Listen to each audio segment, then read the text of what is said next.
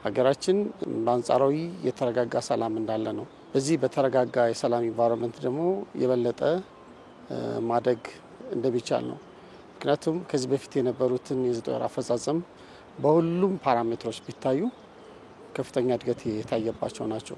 ከዚሁ አንጻር በተመሳሳይ ደግሞ መንግስት ለሰላም እጁን ዘርግቶ የሰላም ጥረቶችን በማበረታታት በሰራቸው ስራዎች በአማራና በኦሮሚያ ክልል በርካታ ታጣቂዎች ሰላምን አማራጭ በመከተል መግባታቸው በበጎ ታይቷል። ከዚህ በተጨማሪ የህግ ማስከበር ስራዎችም አበረታች ውጤት ያመጡ ናቸው እና በአሁኑ በሀገራችን ላይ ያለው በጣም የተሻሻለ የሰላም ሁኔታ ነው ያለው በአብዛኛው የሀገራችን አካባቢ የሚለውን በግንዛቤ ተወስዷል። ዋናው ኮንፍሊክትን ማስቀረት፣ ሁለተኛ ኮንፍሊክት ከተፈጠረ ደግሞ ችግርና ጉዳት ሳይፈጠር መፍታት የምንችልባቸው ሀገራዊ መላዎች አሉ። ኮንፍሊክትን ማስቀረት የምንችለው እንደ ሀገር የውይይት ባህላችንን በማጎልበት ነው። ያ ማለት እንደ ሀገር የተጀመረው እስከዛሬ የመጣንባቸው ለመስማማት የምንቸገርባቸውን ጉዳዮች ለአንድና ለመጨረሻ ጊዜ ለመፍታት ሀገራዊ የምክክር ኮሚሽን የሰራቸው ያሉ ስራዎች በጣም የሚበረታቱ እንደሆነ በግምገማው ተነስቷል።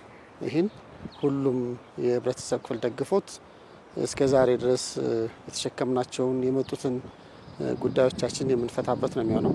ሌላ የማህበረሰቡ በውይይት ችግርን የመፍታት ባህል እንዲዳብር በየአካባቢው የኮሚኒቲ ዳያሎግን ማበረታታት እንድንችልና እንደ ሀገር ከ75 በላይ የዳበሩ የችግር አፈታት እሴቶች ያሉ እነዚህን እሴቶች በመደገፍ ከፍትህ ስርዓቱ ጋር በማቀናጀት